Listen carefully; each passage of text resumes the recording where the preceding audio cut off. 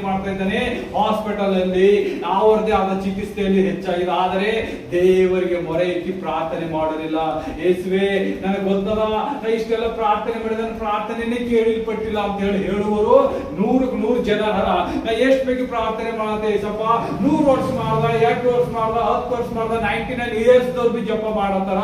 ಆ ಪ್ರಾರ್ಥನೆಗೆ ನಂಗೆ ಉತ್ತರ ಬಂದಿಲ್ಲ. ಯಾಕೆ ಬಂದಿಲ್ಲ ಅಂತ ಹೇಳಿ ಯಾರಿಗೆ ಯೋಚನೆ ಮಾಡಲ್ಲ. ಯಾಕೆ ಬರಲ್ಲ ಅಂತಾರ? ನೀನು ದೇವರಿಗೆ ವಿಧೇಯತೆನೇ ಇಲ್ಲ. ನಿನ್ನ ಪಿತೃಗಳ ದೋಷ ನಿನ್ನ ಮೇಲೆ ಇರ್ತದ. ನೀ ಮಾಡಿದ ಪಾಪಗಳು ನಿನ್ನ ಮೇಲೆ ಇರ್ತದ. ಆ ಪಾಪಗಳಲ್ಲಿ ನೀ ತೆಗೆಯುವುದಿಲ್ಲ. ನೀವೆಲ್ಲ ಮಾಡುವ ಕಾರ್ಯಗಳು ಏನ್ ಮಾಡ್ತಿ? ದೇವ್ರೇ ಇವತ್ತು ಡೇ ಎಲ್ಲ ನಾ ಎಲ್ಲಾದ್ರೂ ಪಾಪ ಮಾಡಿದ್ದೇನೆ ಅಂತ ಹೇಳಿ ಯಾರು ಯೋಚನೆ ಮಾಡಲ್ಲ. ಪಾಪ ಮಾಡಿ ಏನ್ ಹೇಳ್ತಾರ? ನಾನು ಎಲ್ಲ ಒಳ್ಳೆಯದೇ ಮಾಡಿದೆ. ಇದೆಲ್ಲ ದುನಿಯಾದಲ್ಲಿ ನಡೀತಾ ಇದ್ದದ. ಇದು ನಾರ್ಮಲ್ ಅದ ಅಂತ ಹೇಳಲ್ಪಡುವಂಥದ್ದು ಸೈತಾನ್ ಇದೆ. ಇಲ್ಲ, ದೇವರ ರಾಜ್ಯದಲ್ಲಿ ಒಂದು ಸಣ್ಣ ಸಣ್ಣ ಕಾರ್ಯಗಳು ಮಾಡಿದರೂ ಅದು ದೇವರಿಗೆ ಹೇಸಿಗೆ ಬರುದದ. ಓದ್ರಿ ಅಮ್ಮ 22ನೇ ಸಂಧಿ 11ನೇ ಜೆನೆಸಿಸ್ ಆದಿಕಾಂಡ.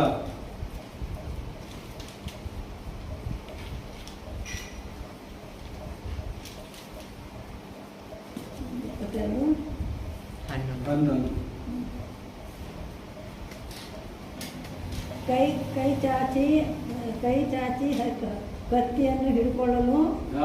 ಚಾಚಿ ಕತ್ತಿಯನ್ನು ಹಿಡ್ಕೊಳ್ಳಲು ಯೆಹೋವನ ದೂತನು ಆಕಾಶದೊಳಗಿನಿಂದ ಅಬ್ರಾಮನೇ ಎಂದು ಅವನನ್ನು ಕರೆದನು. ಆಮೇಲೆ ಏನ್ ಮಾಡ್ದ? ಯೆಹೋವನ ದೂತನು. ಯಾರು?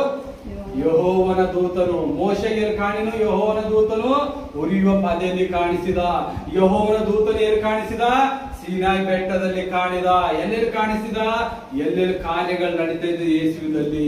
ಆ ಇಸಾಕನು ಈ ಕತ್ತಿ ಎತ್ತಿ ಅವನಿಗೆ ಸರ್ವಾಂಗ ಹೋಮ ಮಾಡಷ್ಟೊಳಗೆ ಏನಂತನ? ಅಬ್ರಾಮನೇ ನಿಲ್ಲಿಸು ಅಂದಾಗ ದೇವರ ಸ್ವರ ಕೇಳಲ್ಪಡ್ತಾನ. ಅಲ್ಲಿದ್ದ ಜನರಿಗೆ ಕೇಳಲ್ಲ, ಆದ್ರೆ ಆತನಿಗೆ ಕೇಳ ಬರ್ತದ. ಯಾವಾಗ?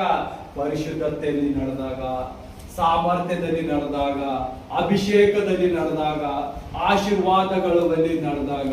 ನಮ್ ಸಮಸ್ಯೆ ಬಂದದ, ಏನ್ ಮಾಡೋದು ದೇವ್ರೆ? ನೀನು ಪ್ರಾರ್ಥನೆ ಮಾಡ್ತೇವು, ಆಗಂಗಿದ್ರ ಆಗು, ಮಾಡಂಗಿದ್ರ ಮಾಡು.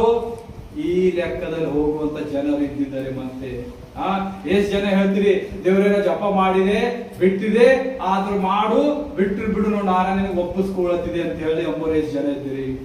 ಎಲ್ಲರೂ ಇದ್ದೀರಿ. ಅದೇ ಪಾಪ ಅದ. ದೇವ್ರೇನ್ ಹೇಳ್ತಾನ?